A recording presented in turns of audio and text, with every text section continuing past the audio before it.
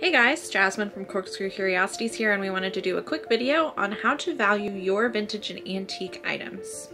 We know that valuing your items can be a little overwhelming, and there is a lot of misinformation on the internet about the value of different vintage and antique items. So we wanted to give you guys the tools and resources in order to do the research yourself. We're going to do a series of videos on item value research, WorthPoint, replacements.com, Google Lens, and how to reach out to people in the vintage and antique community to learn more about the items that you have. This video is going to be all about item value research using the tools that you have at home, including your phone and your computer. First, I'm going to show you how to do item value research using eBay on your phone. The instructions should be pretty similar for both iPhone and Android, but I'm using an iPhone here. The very first thing that you're going to do is to bring up the eBay app on your phone, like so. You're going to go to the search bar at the top and you're going to search for your item. For this video, our example item is going to be a Merry Mushroom canister set, topical. So you type in Merry Mushroom canister set and then you press search. It's going to bring up all kinds of items on the search. These are items that are currently for sale. We aren't going to use just this information in order to find our item's value because active listings can skew value quite a bit, and I will tell you why. To find the best information, you're going to click on Filter. You're going to click Show More and scroll all the way down to Sold Items. That will automatically check sold items and completed items. You're going to press Show Results. These are items that have sold.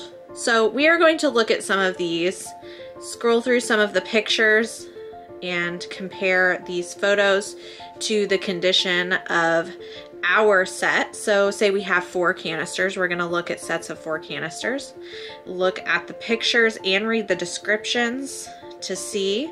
This one says cracks in large canister and flaw to lid, slightly dirty inside. So we're going to compare these descriptions and photos to our canisters and find sets that are similar in condition to our set.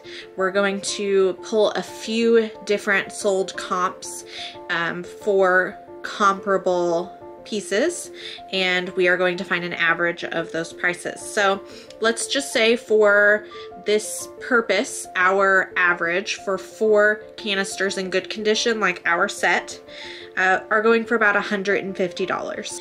You also want to look over your item very carefully and make sure that it is a genuine piece.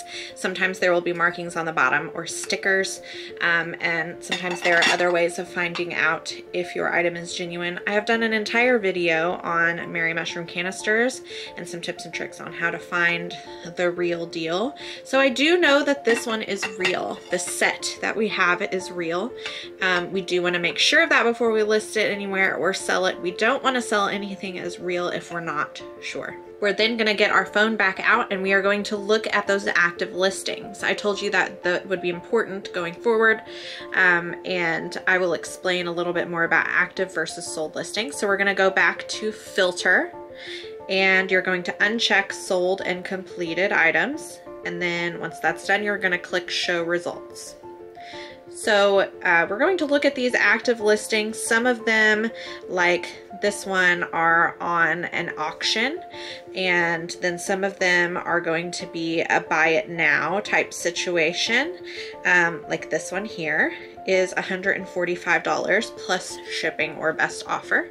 So we're going to look at those and kind of see what the least price for one of a similar condition as ours is listed for, because say this listing was listed for $125, exact same condition, exact same type and style as ours and color as ours, then no one is probably going to buy our set if we listed $150. So we need to keep the active listings in mind, but they are not the most important because we can list items for anything on eBay. I could list this set of canisters on eBay for $250, for example. This one's new in box. It might be worth that if you are a collector of things that are still in the box. But I could list this set of canisters for $500 if I wanted to. It doesn't mean that it's worth that, and it doesn't mean that it's going to sell for that. eBay is also known to have been used for money laundering and things like that. And we just want to be careful about looking at active listings only. That's why we first look at sold. So let's just say we're going to list at $150 online. I'm also going to quickly show you how to show active listings and sold listings on the computer because it's a little bit different. So we've got eBay pulled up on our computer, and we are going to type in Mary mushroom canisters, just like we did on the phone. It's showing us the active listings, and we are going to scroll down here to the left. It's quite a bit down. Click on sold items. It will then show you the sold items, and in order to go back to the active listings, to take those into consideration, you will just uncheck those items and it goes right back to the active listings. And that's all you do for computer. We will also talk about selling locally, which is going to be a different story than selling online. When you're selling something online, like on eBay, you have a pool of buyers from all over the country and possibly all over the world willing to spend a certain amount of money on a certain item that they're looking for. But if you're wanting to sell it locally, like on Facebook Marketplace, in person, or in a shop, you need to keep in mind your local economy and set a local price for your items. Oftentimes, items aren't as popular in a local economy as they would be online. So let's say our $150 canisters may be sold for $125, $130 in a local setting. We have people come in the shop almost every day asking for help valuing their items. We wanted to create a resource to help people learn how to look up their items from their home using their phone or their computer. In following videos, we will be talking about other resources like WorthPoint, replacements.com, Google Lens, and reaching out to people in the vintage and antique community to help you learn more about your items, their histories, and then their value. As always, please like and subscribe to our channel. We have all kinds of vintage and antique content, as well as some fun picking videos coming soon. We have all kinds of plans for this channel, and we hope to take you along for the ride. Also, feel free to ask any questions in the comments.